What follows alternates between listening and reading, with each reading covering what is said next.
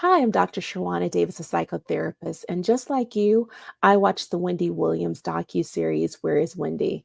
I started that series asking the question, and I ended with the exact same question. As a matter of fact, I had more questions than answers by the time the series ended. Just like you, I don't have any additional information other than what was shown in the docuseries. It was sad to watch. It was absolutely heartbreaking. And at the same time, as a mental health advocate, I think it's important to provide some commentary on what we all witnessed.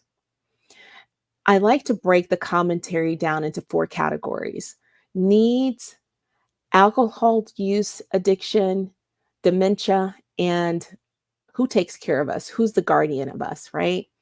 So the first part of this is really around needs. We saw her really struggling to make sure that her basic needs were being met. And in some cases, they just weren't.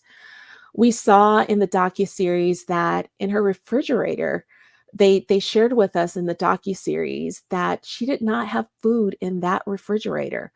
So symbolically, the very thing that would have been nurturing to her was missing, right? And that was kind of symbolic of how the entire series played out.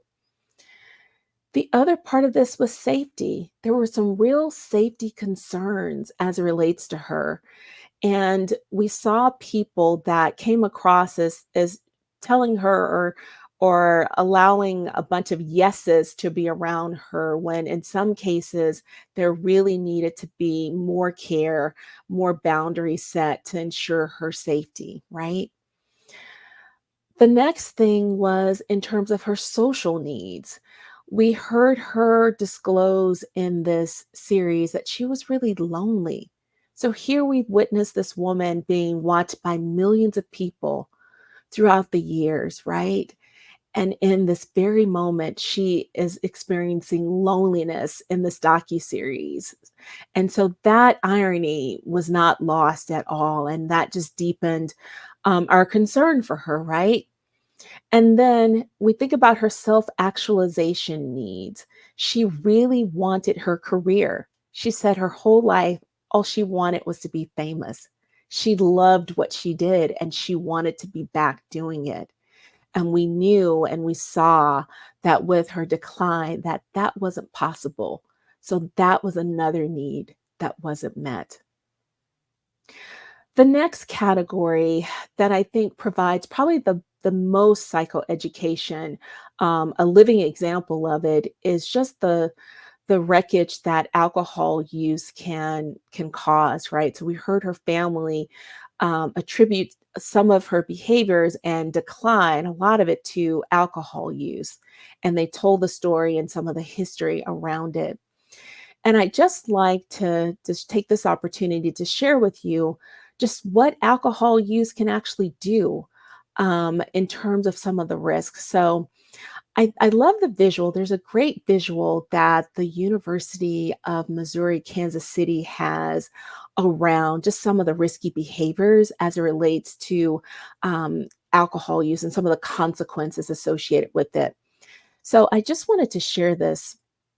As you can see here, this is just some of the risk associated with harmful alcohol use. And you can see here how it impacts the brain in particular, right? You can see here that it causes some aggression, some irrational behaviors, arguments, violence, depression, nervousness. Alcohol use disorder is really it's really detrimental to memory.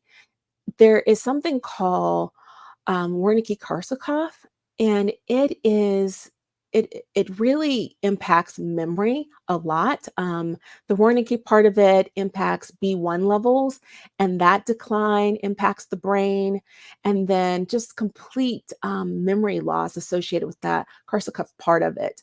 And so really keep that in mind. As you can see from this visual, there is liver damage. There is neuropathy that happens when people experience alcohol use.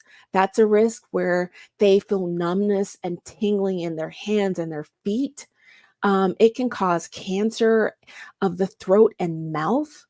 So it is not something to take lightly at all.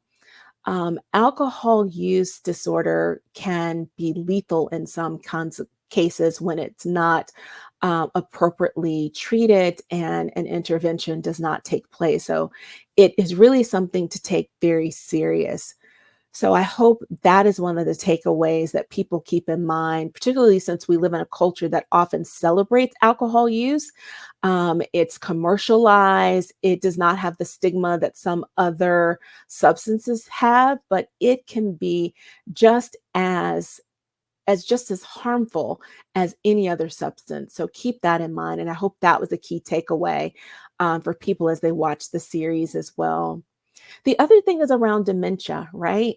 So, dementia is an aspect of this documentary that was painful to watch because if you've watched the Wendy Williams show, particularly in the early seasons and even her radio career, her brain, her mind was sharp, right? She was quick. She could be funny. She was just highly intelligent, and you saw it and you heard it. Um, and then now we can look back on it now that we know that the family has said that it was dementia. We can see on some of those later years on the show, some of that decline that she experienced, where there may have been some brain fog or some examples of her forgetting some of the names of celebrities and those sorts of things. We can now know what some of the reasons for some of that was. And dementia it really steals people's memories. It impacts behavior. So you saw some of her interactions with people. Again, it can cause just a change in the way people function. And so it is a loss not only to the person having the dementia experience, but also to family members. It can be really, it can impact the people who are caretakers for those people as well, just because of some of the behavioral changes and things that they have to manage. And then, of course, this other part of the docu series was really about guardianship, and it raised some significant questions that can cause a lot of anxiety about what happens. What happens if you are no longer able to take care of yourself, that you don't have the mental capacity, right? Who becomes your guardian? And so that I think is raising some serious questions amongst people and families about who does this. And then what happens? Imagine in this case where her family, right? This is their loved one. Like we know her as this iconic figure, right? But they know her as Wendy. And so there's a guardian that is in charge of her well-being, and it's not them. So it's difficult not only for Wendy, but imagine also the family members and people that care about her. So it raises all sorts of questions. Let me know your thoughts on what some of your key takeaways from the documentary were and anything that you learned or things that you may have had questions about, right? Love to hear your thoughts.